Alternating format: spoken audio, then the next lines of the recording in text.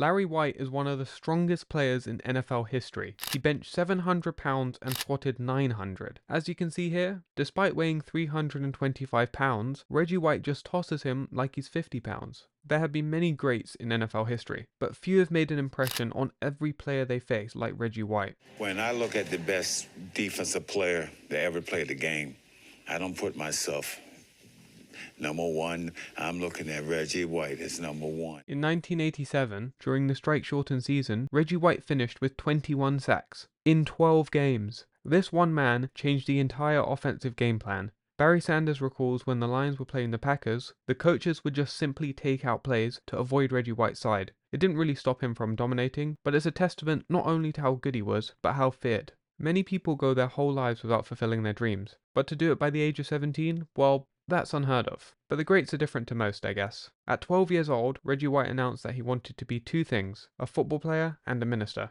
By 17, he was an ordained minister, and it was also clear he was destined for pro football. But his football success was not guaranteed. White was always a gentle giant. He didn't want to hurt people, despite how menacing he would turn out to be on the field. When he brought down a quarterback, he'd often turn and have them fall on top of him to avoid injuring them. In high school, his basketball coach decided to challenge him and bring out the competitor in him, feeling he was too soft. And it worked. He finished with 140 tackles and 10 sacks, and he'd be one of the top recruits in the country, being named the Two-Sport Athlete of the Year in 1980. And if you fast forward a few years once he got to the NFL, it's clear his coach was instrumental in his development. Brett Favre tells the story of a Packer lineman in practice one day blocking against Reggie White. The lineman pulled Reggie down. Reggie got up and said, "Quit holding." His response, "Hey, F you, Reggie." Oh boy. Next play, Reggie White knocks him over, and the other four linemen get knocked down too, like a line of dominoes. As he sits on the ground, Reggie says, "God loves you, but don't ever hold me again."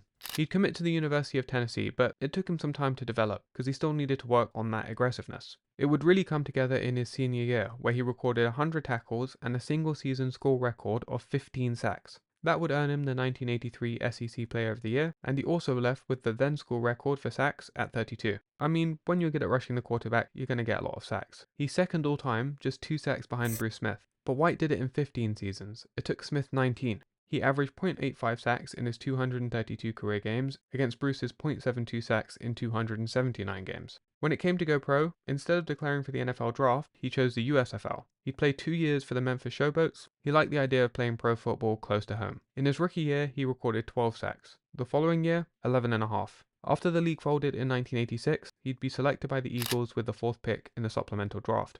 Imagine how many more sacks he'd have if he didn't spend 2 years in the USFL. It was obvious White was going to dominate, but people had their doubts. The USFL was kind of loaded back then though. Jim Kelly, Steve Young, Gary Zimmerman, just to name a few. He got a late start, not joining the Eagles till week 4, but it didn't matter. 2.5 sacks in his first game. He'd finished his first season with 13 sacks in 13 games. And he just finished an 18-game USFL spring season. He played 2 seasons back to back. So, no surprise, such a season earned him Defensive Rookie of the Year. Then, to the horror of every offense in the league, Buddy Ryan arrives and brings his infamous 4-6 defense. Reggie White could line up anywhere on the line. He was fast enough to play end and strong enough to play inside. Despite being a big man, he was quick, and man was he powerful. He came in at 291 pounds, but I've heard people say he was upwards of 320. And with his signature hump move, he was a force of nature. He got off the line of scrimmage so quickly, it would force linemen to move just as fast, and that often put them off balance. If so, bam, there's the hump move for you. He was pushing 300 plus linemen out of his way as if they were 5th graders, and in Buddy Ryan's scheme, White got plenty of one-on-ones, and because of that, teams would often double team him.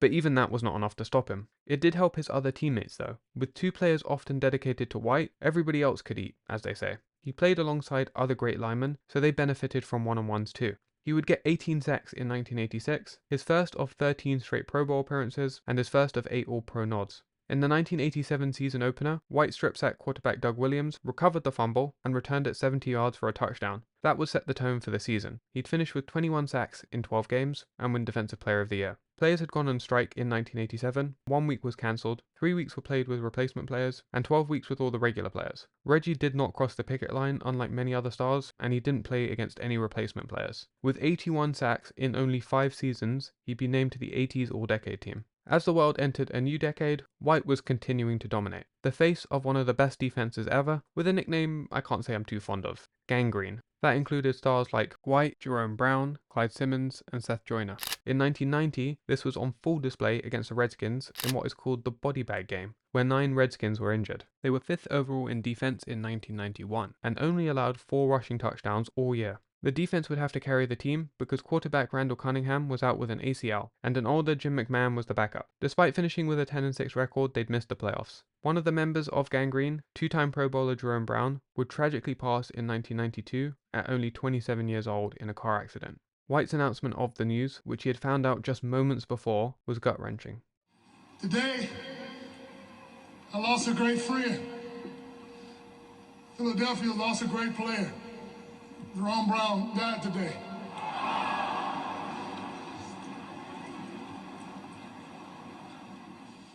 The rallying cry for the team in 1992 would be "Bring it home for Jerome." White finished the season with 14 sacks as the Eagles made it to the divisional round. They handled the Saints easily, but they fell to the Cowboys the following week. It would be White's last game as an Eagle. In 8 years, he had 124 sacks in 121 games. Yes, he averaged a sack a game. The defense was always great, but they struggled in the playoffs. Not only is he in the history books for the greatest D-lineman ever, he is also there for his role in free agency. He became the first high-profile free agent ever to change teams in the NFL, following its introduction in 1993. It came after a class action lawsuit against the NFL, which White was a part of. Then the owner of the Eagles lowballed Reggie White, so feeling he was not being fairly compensated, he began to look elsewhere. Green Bay wasn't initially the obvious choice. This was a Packers team that had lost their winning ways of the Lombardi era, with only 6 winning seasons in the previous 25 years. Yet White saw something in Green Bay that others missed. Somewhere where people are superfans, and when you lose a game, there's nobody screaming at you, saying you're a bum. The media is reporting the facts and not trying to create controversy. The Packers also had a young budding star quarterback in Brett Favre, and had just missed the playoffs the year prior. Head coach Mike Holmgren saw White's interview, saying he would listen to God in where he chose to play. So he left a voicemail. "Reggie, this is God. Come to Green Bay." And he did. But before Reggie White got there, going to Green Bay was seen as a punishment, like being sent to Siberia, as Packers tight end Keith Jackson put it. But after he got there, he gave the team more legitimacy, and they get some more impactful free agent signings over the next couple years, culminating in a Super Bowl victory in 1996, in which White was his typical self, finishing with 3 sacks, 2 coming back-to-back in the second half. You could say Reggie brought the winning back to Green Bay. He certainly put them back on the map. They went from 23rd in the league in defense the year before to 2nd in his first year, and they were the number 1 defense in 1996, the first time in almost 30 years. Plus, his 68 career sacks with the team was then a franchise record. He brought a toughness wherever he went. I mean, this is the guy who tore his hamstring in 1995, which required surgery, but less than 2 weeks after the injury, he was back on the field. Who knows how? Furthermore, White continued his dominance for his whole career. He didn't really fall off. He won Defensive Player of the Year in 1987, and again 11 years later in 1998, at the age of 37, the oldest player to ever win the award.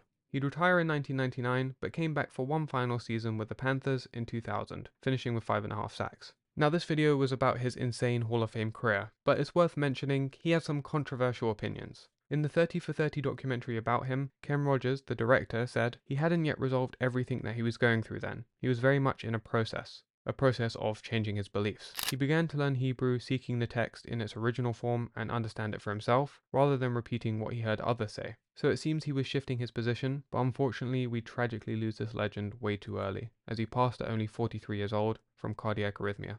Rest in peace to a legend.